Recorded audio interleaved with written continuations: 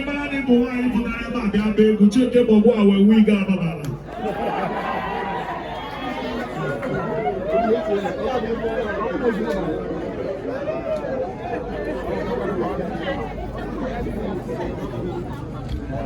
You guys think I can just say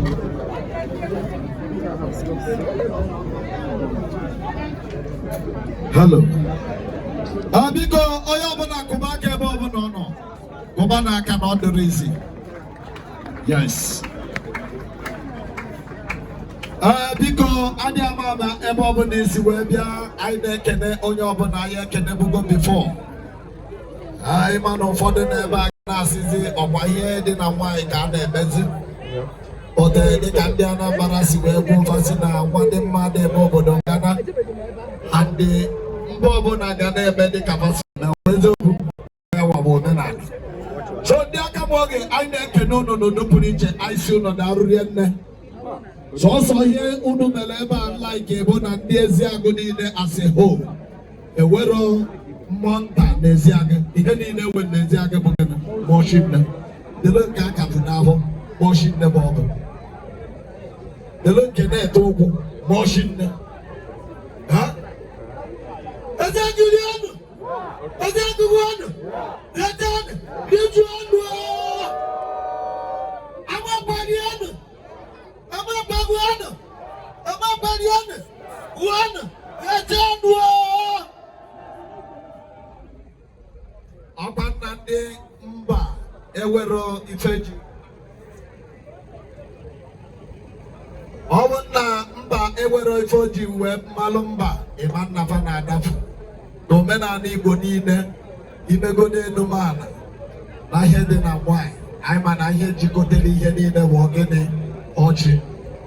Domena ni wakwezobu. And iga wawe ikebezobu. Never know where they are today. But woman, another Monday couldn't see her. Nebuya Homaya, Nebuya Yeni, but do couldn't get their Matobi, get their coconut. Here, Hanina, the Bogini, ready.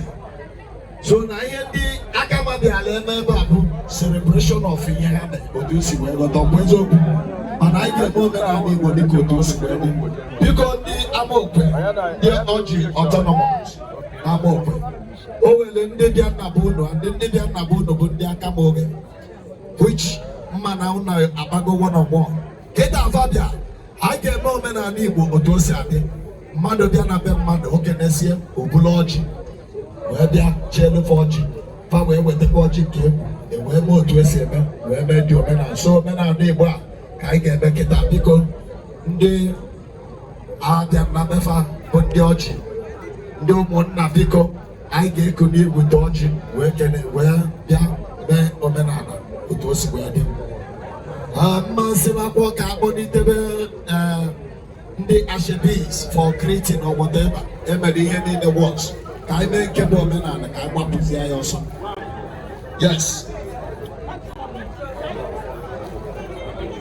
Ojo according.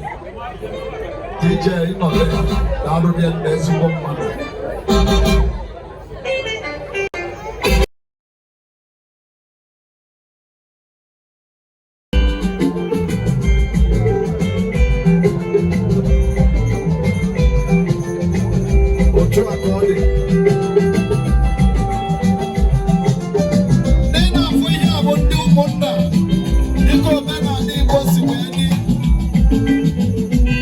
Go through the lineage of Igbo. And then me on over here.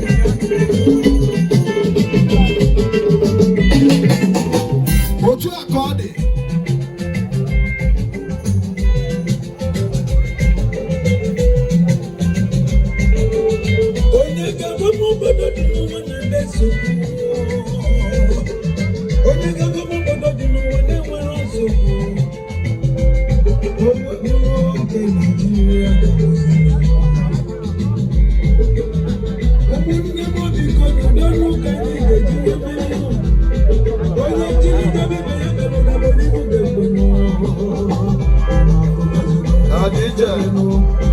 DJ Eyes, yes. biko ebe ọbụla ị nọ dịka otu omenala Igbo si wee dị ndị Orji na Amokwe unu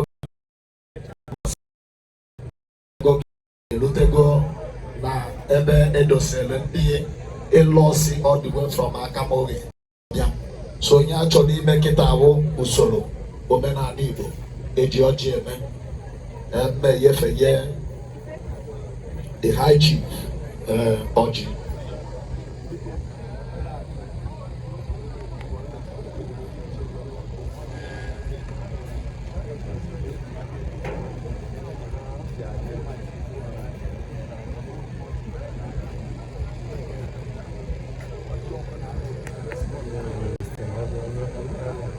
So because mmeyefeye the chief smart and then mmeyefeye giwe je kwuno do preacher DJ biko yes when it ekwu ya small ka ife ha ga na ekwu ka na ebe ọbụla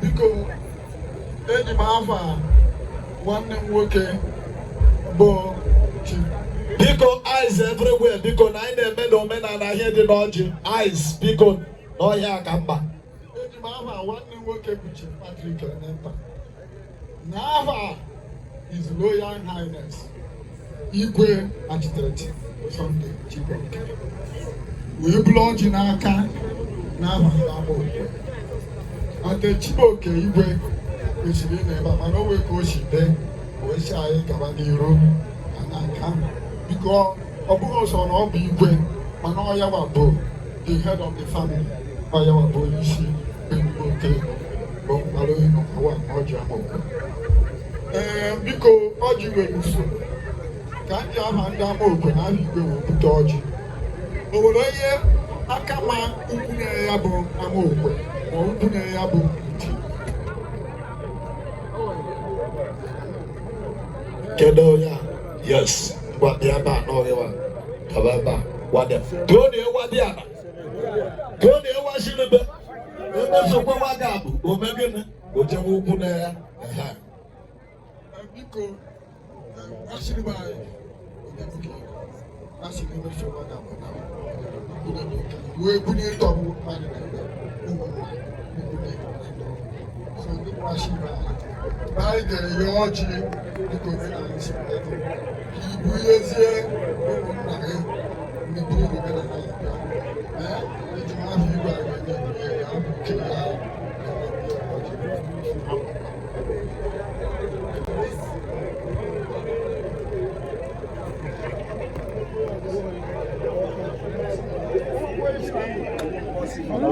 The bride bụ Oluchi Enenta, ndị nwa Patrick Enenta, Assistant Commissioner of Police na ụmụọchụ aga na Orji Amokwe.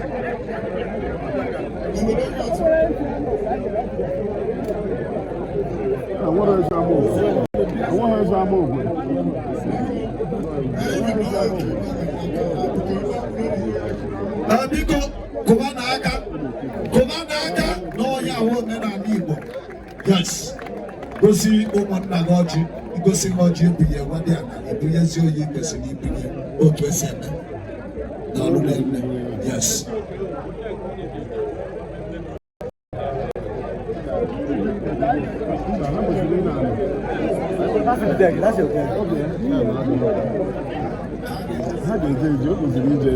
unu wagagazi otu Orji ana biko let we do it together biko ha na-aga ozugbo unu wa na-apụta DJ biko that's fine ya tinye gbogbo anyị tinye biko kafa weli ya wee wechite dị ọcha dịka metopeka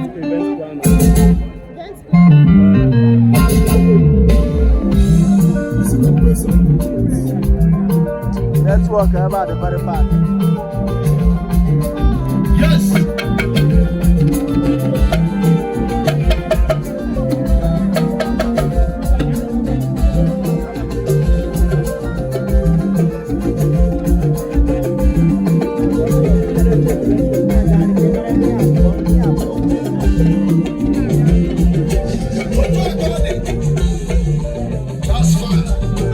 Yes.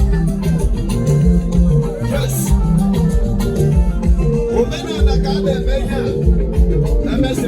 Purchase your tracks today. The Orji, find that singing out there. The fireman, the pro, find that singing out there on the village. What you are calling? What you are calling?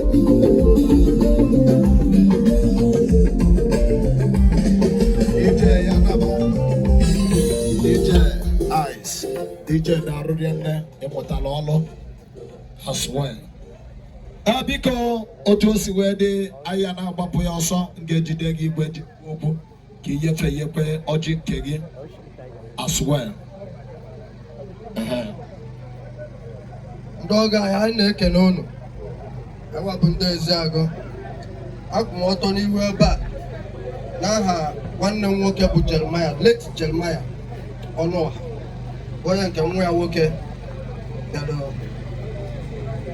ekuru nwaanyị na bonu. Ewee na-ekene unu si unu na ihe anyị fụrụ na bonu na ọ masịrị anyị. So dịka omenala ndị be anyị si wee dị, eji m aha ụmụnna m bụ ndị mama ụmụ Onedibe wee nye aka m oge wee na-ebunye unu ọjị a. Ọjị anyị bịa ka anyị waa n'isi ada unu nwaanyị bụrụ ka omenala si wee dị. Anyị ekene unu. Exchange of call. Kubanna aka biko na ọ dịrị izi ka ọ bụ na a na-eme a na-akwụ aka. Yes. Biko dịka otu o si wee dị, anyị na ebe a mee ihe niile shapali. Ịma na unu ya go ahead order. Biko ọjị anụwa bụ ndị ọjị ndị mama akama oge ụmụ Onedibe butere na Amokwe. Orji abịa na mma ise. Orji nke a bụ ndị ụmụ Otegbu, ụmụ Ọfịagụma na Orji autonomous na Amokwe butere n'ụbọchị taa. Orji abịa na mma. Eji m ikikere ha nyefere m iji wee jide igwe eji egbu egwu wee na-ewere ọjị ndị aka ma oge weta wee na-awụkụ ya n'ụbọchị taa nke ndị Ụmụọchụagụma na Amokwe n'ụdị local gọọmenti area anyị niile ka na-ada n'Enugu steeti.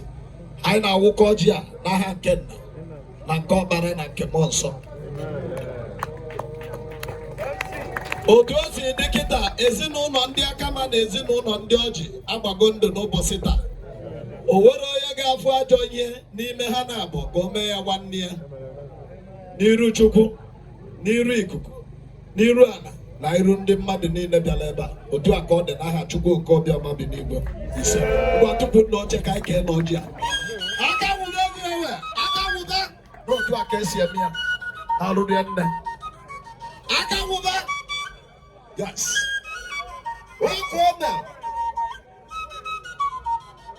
Biko ewesịrị ọjị a kịta ịma n'ogbo agwụgo. Biko wepụ ofu ọjị n'aha igwe ndị ọjị. Ofu ọjị n'aha igwe ndị ọjị. Wepụkwa ofu ọjị n'aha ndị be Enenta family. Jide ofu ọjị ị ga-eji wee mee ekpere. Ba ọ pụọ n'aka ịgbapụba dị ọsọ biko otu esi eme.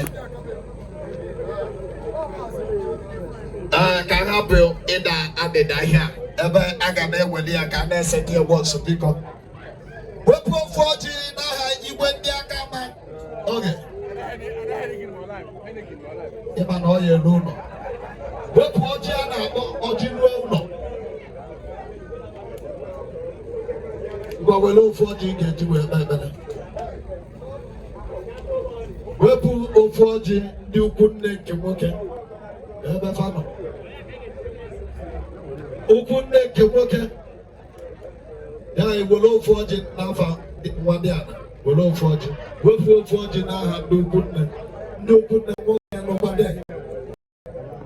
Nwoke nọde ndị ukwu nne. Nwoke nọ ebe a.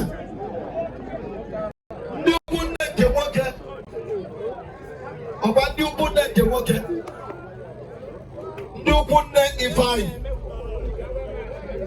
Ọfọwọ́ na ebe a. Kee you me. Inside door. The high chief. Oluchi n'afọ ndị ukwu nne nke nwoke. Ndị ukwu nne nke nwanyị. Abakakwan! Abakarianu! Anụgba n'izu anụ! Ọkụ ome. Wele ofu ọjị n'aha chiama ndị Enugu agụ. Ọjị ruo ụlọ dosie. Wele ofu ọjị. That's fine.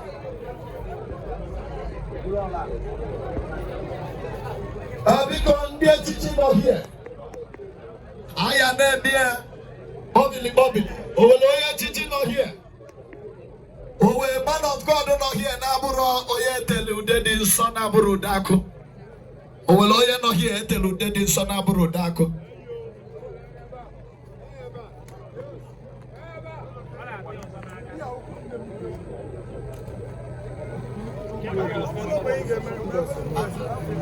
Owele man of God nọ here etele ude dị nsọ na-abụrụ ude akụ.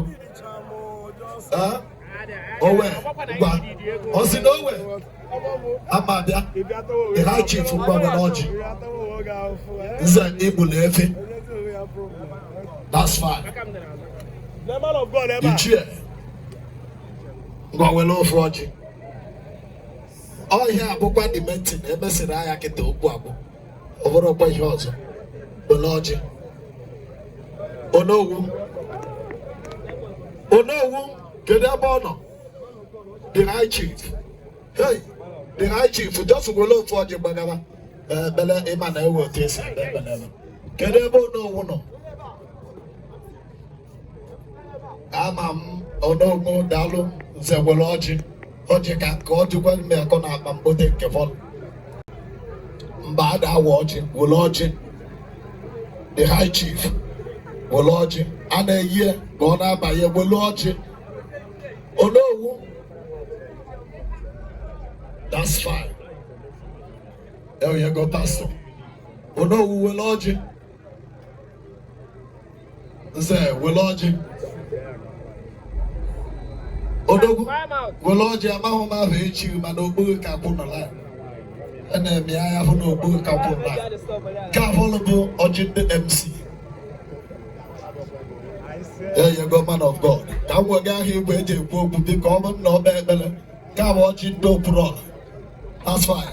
Ka m wega igwe eji ekwu ichie mba wele ọjị biko.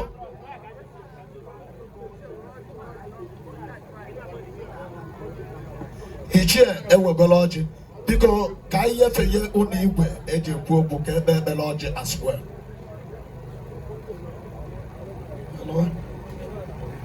O Chineke nna ji ike niile.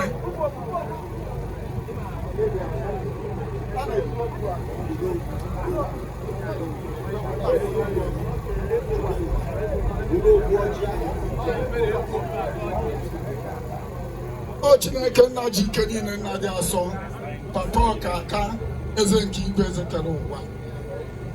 Eji m ajị n'afa nwanne m nwoke bụ Patrick Enenta kọmishọna wee jiri ọjị n'afa okenye anyị bụ His Royal Highness Igwe Architect Sunday Chukwuemeka Chibuoke.